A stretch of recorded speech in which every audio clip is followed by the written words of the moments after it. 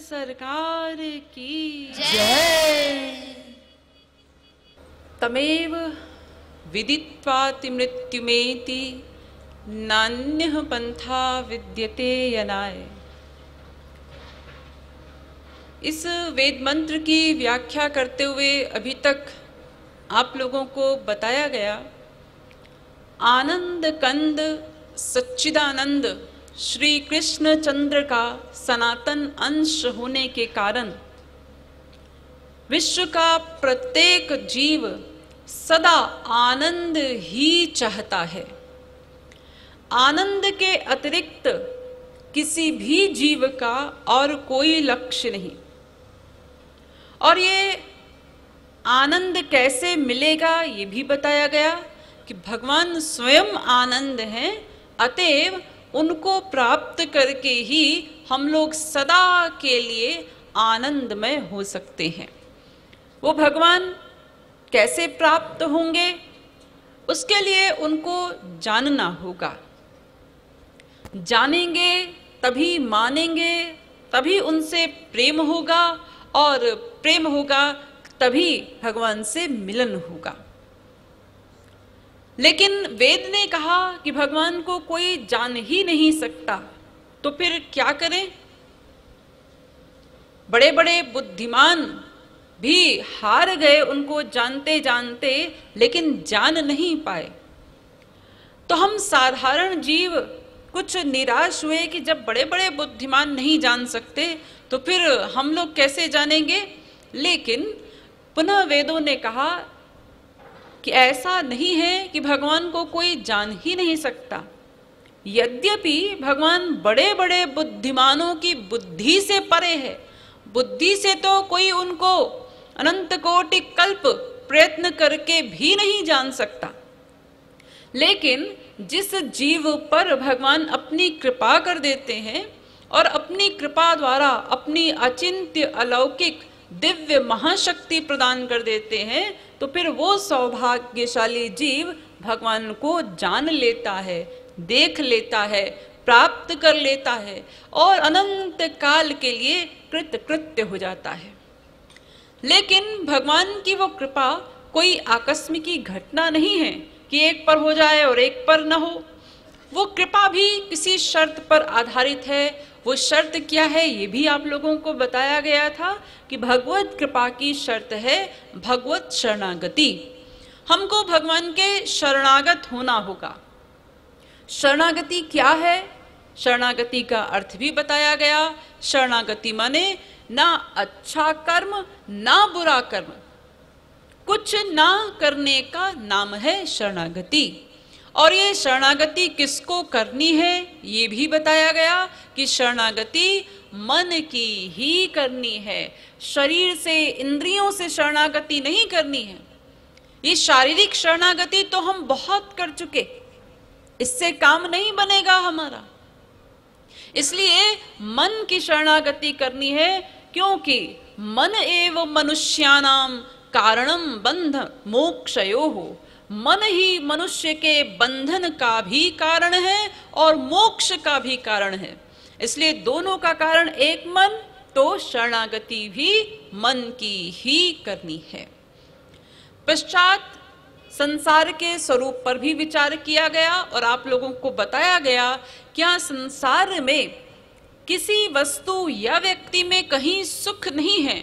हमने जहां जितनी मात्रा का स्वार्थ मान लिया और उस स्वार्थ के कारण बार बार उस वस्तु में या उस व्यक्ति में सुख का चिंतन कर लिया, तो बस अपना माना हुआ सुख हमको उस वस्तु से या उस व्यक्ति से मिलने लगा। सुख है नहीं, हमने माना है वो मिल रहा है हमें। और संसार में दुख भी नहीं है कहीं, जहां हम सुख मानते हैं वहीं पर हमको दुख भी मिलता है। जब उस वस्तु का उस व्यक्ति का अभाव होता है, वो छिनता है हमसे, तो फिर उतनी ही मात्रा का दुख भी मिलता है हमको। इसलिए संसार से मन को विरक्त करना है, तब ये विरक्त मन ईश्वरीय शरणागति का अधिकारी बनेगा। और इसको अधिकारी बनाने के मार्ग पर चलाने के लिए भी हमको पहले एक गाइड की जरूरत पड़ेगी। ये अपने आप अधिकारी नहीं बन जाएगा, इसके लिए एक गाइड की जरूरत पड़ेगी जिसको शास्त्रों ने गुरु का नाम दिया है। इसलिए वेद कहता है उत्तिष्ठत जाग्रत प्राप्य वरान निबोधत। कठोपनिषद पहले अध्याय की 3री वल्ली का 14वां मंत्र। अरे मनुष्यों उठो, जागो और किसी वास्तविक संत के पास जाकर के तत्व ज्ञान प्राप्त करो।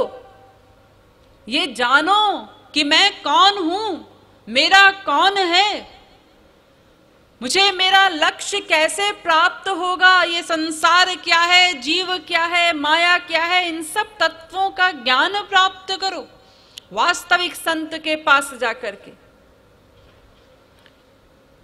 लेकिन कुछ लोग ऐसा सोचते हैं, वेद में लिखा है न वेद विन मनुते तम बृहंतम, कि जो वेद नहीं जानता वो भगवान को नहीं जान सकता। तो कुछ लोग इसका अर्थ ऐसा लगाते हैं कि जो वेद को जान लेगा वो भगवान को जान लेगा। तो फिर ठीक है जी, हम वेदों को पढ़ लेते हैं और भगवान का ज्ञान हो जाएगा, फिर हमें ये गुरु की क्या आवश्यकता है, गुरु का क्या करना है फिर हमको। लेकिन ये वेद क्या है? आप लोगों को पहले भी हमने बताया था ना कि वेदों को पढ़ करके भगवान को जानना ये संभव नहीं, क्योंकि वेद कोई साधारण पुस्तक नहीं है, कोई कहानियों की पुस्तक, कोई नॉवेल, कोई उपन्यास नहीं है। वेद अनादि है, साक्षात भगवत स्वरूप है, भगवान की श्वास से प्रकट हुए हैं वेद, अपौरुषेय है। उनको कोई जान नहीं सकता, कोई समझ नहीं सकता। बहुत लोगों ने समझने की कोशिश की, लेकिन कोई वेदों का मर्म समझ नहीं पाया। अरे यहां तक कि सृष्टिकर्ता ब्रह्मा, जिन्होंने नथिंग से इतना बड़ा संसार बनाया, तो सृष्टि के प्रारंभ में जब भगवान ने वेदों को प्रकट किया तो ब्रह्मा जी भी वेदों को समझने की कोशिश करने लगे, लेकिन कुछ समझ नहीं आया। तब भगवान ने अपनी योग माया शक्ति से ब्रह्मा जी के हृदय में बैठ करके उनको वेदों का मर्म समझाया। तब वो आदि सृष्टिकर्ता ब्रह्मा वेदों को समझ पाए। आप लोगों ने कभी भागवत पढ़ी हो या नहीं भी पढ़ी हो तो कभी खोलकर देखिएगा, उसमें पहले स्कंद के पहले अध्याय का पहला श्लोक है, तेने ब्रह्म हृदादि आदि कवये मुह्यन्ति यत्सूरयः। ब्रह्मा भी समझ नहीं पाए, भगवान ने अपनी योग माया की शक्ति से भीतर बैठकर समझाया वेदों का मर्म ब्रह्मा जी को, तब वो सृष्टिकर्ता ब्रह्मा समझ पाए।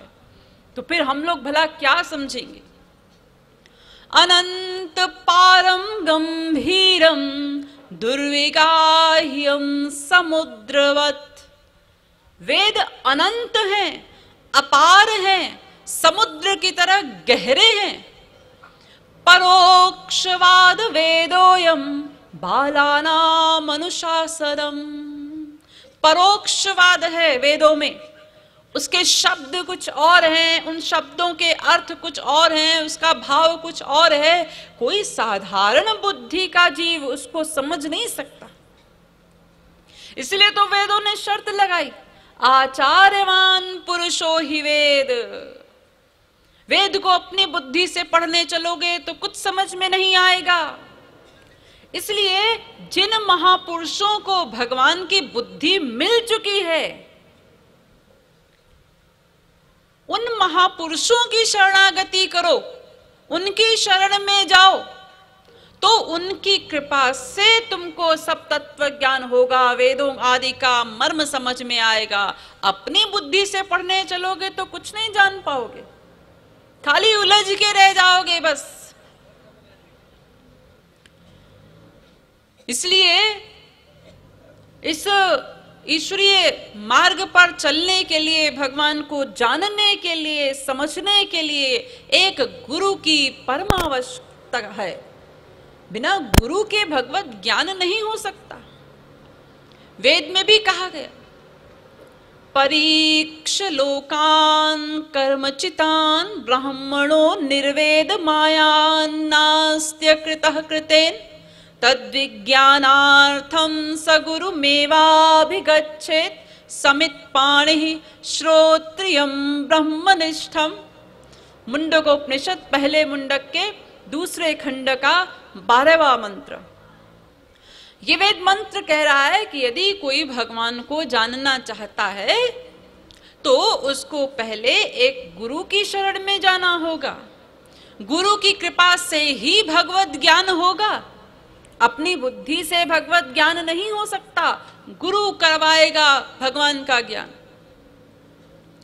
भागवत में भी कहा गया, तस्माद् गुरुं प्रपद्येत जिज्ञासुः श्रेयोत्तमम् शाब्दे परे च निष्णातं ब्रह्मण्युपशमाश्रयम्। 11वें स्कंध के 3रे अध्याय का 21वां श्लोक। ये वेदव्यास कह रहे हैं कि यदि कोई जीव अपना कल्याण चाहता है, माया निवृत्ति, अनर्थ निवृत्ति करना चाहता है, भगवत प्राप्ति करना चाहता है, तो ये सब कैसे होगा? ये सब गुरु की कृपा से होगा, ये गुरु करवाएगा। इसलिए अपने कल्याण के इच्छुक जीव को पहले एक वास्तविक संत की शरण में जाना होगा, एक गुरु की आवश्यकता पड़ेगी। इसी प्रकार भागवत में प्रहलाद ने कहा, प्रहलाद जिनके लिए भगवान का एक अवतार हुआ, नृसिंह अवतार, 5 वर्ष की आयु में उनको भगवत प्राप्ति हो गई, उन्हीं के लिए अवतार लेना पड़ा भगवान को। वे प्रहलाद कह रहे हैं, नैषां मतिस्तावदुरुक्रमां घ्रिं स्पृशत्यनर्था पगमो यदर्थः महीयसां पादरजोऽभिषेकं निष्किंचनानां न वृणीत यावत्। भागवत 7वें स्कंध के 5वें अध्याय का 32वां श्लोक। ये प्रहलाद कह रहे हैं कि यदि कोई भगवान को जानना चाहता है, माया से परे होना चाहता है, तो कैसे होगा? पहले एक वास्तविक संत की पाद रजोभिषेकम, उसके चरणों की धूल से अभिषेक करना होगा, अर्थात एक वास्तविक संत की वास्तविक शरणागति करनी होगी, तभी ये संभव है। वरना बिना गुरु कृपा के तुम ईश्वरीय क्षेत्र का स्पर्श भी नहीं कर सकते। इसी प्रकार भागवत में जड़भरत परमहंस, एक बहुत बड़े परमहंस हुए, महापुरुष हुए, उन्होंने राजा रहुगण को उपदेश दिया था, उसका बड़ा विस्तार है भागवत में।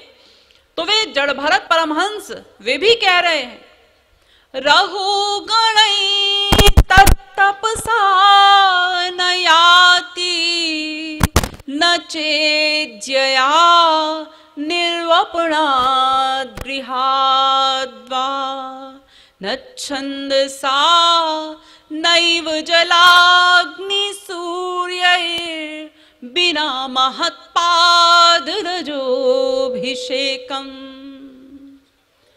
5वें स्कंध के 12वें अध्याय का 12वां मंत्र, 12वां श्लोक।